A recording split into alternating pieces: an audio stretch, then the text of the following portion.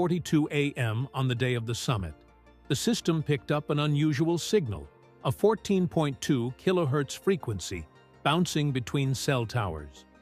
It acted like a live video stream, but it was coming from the sky. Fatuma immediately ran a scan, matched it with radar data, and realized what it was. Military drone, silent, invisible. It's on its way, she whispered. She didn't wait for orders. She activated a jamming signal and sent an emergency alert to the head of Traore's security team. Just moments before impact, the drone lost control and spiraled out of the sky. But the plan had a backup. The mole on the ground tried to detonate the device manually. At 10:01 a.m., Traore stood proudly on stage, wearing the traditional Faso Danfani, declaring, "Today, we take back our future not as puppets, but as proud, independent Africans." That's when the head of Traore's security team noticed something odd in the sky, a small object falling fast. "Get down, Mr. President," he yelled, throwing himself over Traore just as a blast shook the area. Traore made it out alive. The crowd was shaken, but stood strong. Cheers erupted, and every moment was caught on camera. When the investigation began, it uncovered a deep network of foreign spies, hired fighters, and local insiders. One name kept popping up: the Vulture. He was once a Burkinabe official, now a rogue operator for hire, and on Interpol's most wanted list. In response, Traore wasted no time. He ordered a full sweep of compromised institutions and border zones. Hundreds were taken into custody, and major security reforms were rolled out. But the most important outcome? The Sahel Federation Treaty was officially signed. That 19th attempt on his life didn't break Traore, it turned him into something greater. In towns and cities, storytellers now refer to him as Ibrahim with 19 lives, the man who survived not just through luck, but with determination. Kids are being named after him. Soldiers ink his symbol on their skin. Elders say, "The ancestors walk with him." But Traore doesn't rely on superstition, he understands what's at stake. The vision of a united and independent Africa shines brighter than ever. The day after the failed assassination, Ouagadougou was quieter, but there was a new energy in the air. People stood taller. Young voices grew louder. Graffiti and murals of Traore jacket ripped from the blast. Fist raised started showing up on walls from Burkina Faso to Mali and Niger. He was no longer just a leader. He was the face of the struggle. Still, Traore knew the danger of being turned into just a symbol.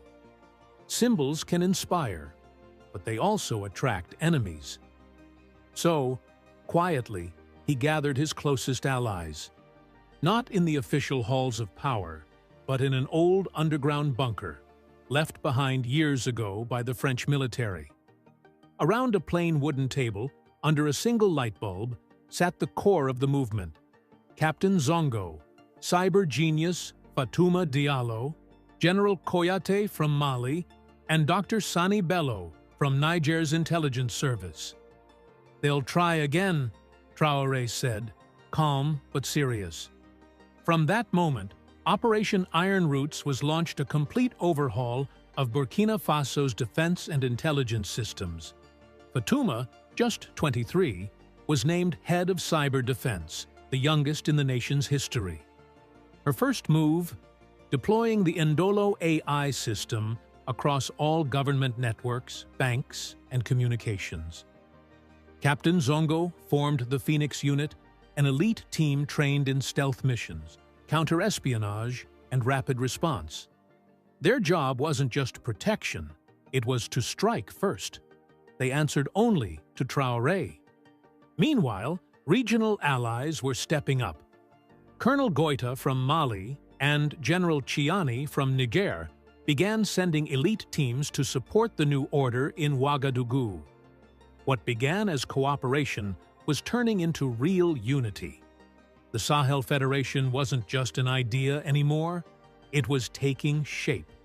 Plans for a joint military, a shared currency, and the removal of any foreign troops not aligned with African interests were already underway. But far from over, the threat was preparing its next move.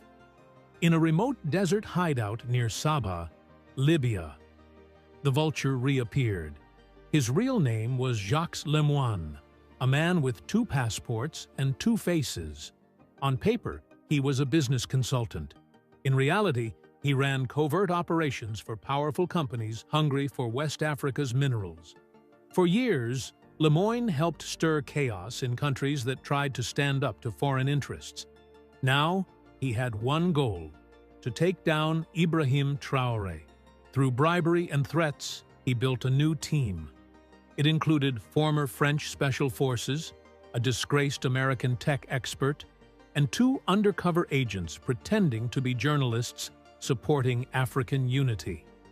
Their plan was called Silk Guillotine, a quiet, up-close hit that would blame one of Traore's own people.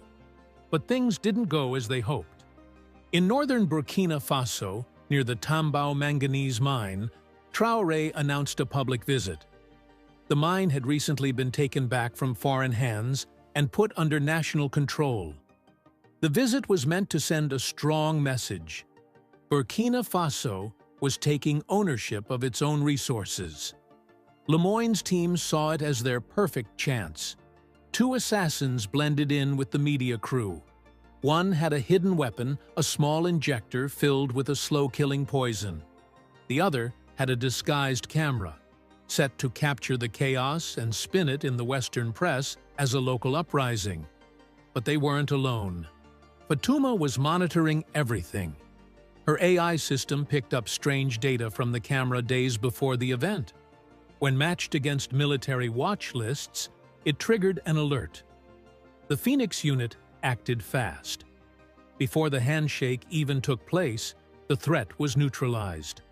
One assassin pretended to drop something.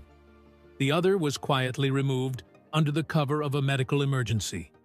No panic, no scene, just precise action. Traore kept walking. He shook hands with workers, picked up a child, and stood proudly before the crowd. "We don't run from darkness," he said. "We shine until it disappears." Surviving another attempt on his life didn't make Traore proud. It made him more grounded. He kept going back to the people, to the streets, the troops, the mothers and fathers who trusted him with their children. Now, across the Sahel, people say, "He walks beside death, but death dares not touch him." He's known by many names: the Iron Flame, the Panther of Faso, the President with 19 lives. But whenever he's asked, Traore simply says, "I'm just one voice. If I fall, let thousands rise and speak louder." And they will, because legends don't fade, they grow. What do you think about this situation? Share your thoughts in the comments below. And if you enjoyed this video, make sure to like, comment, and subscribe to our channel for more.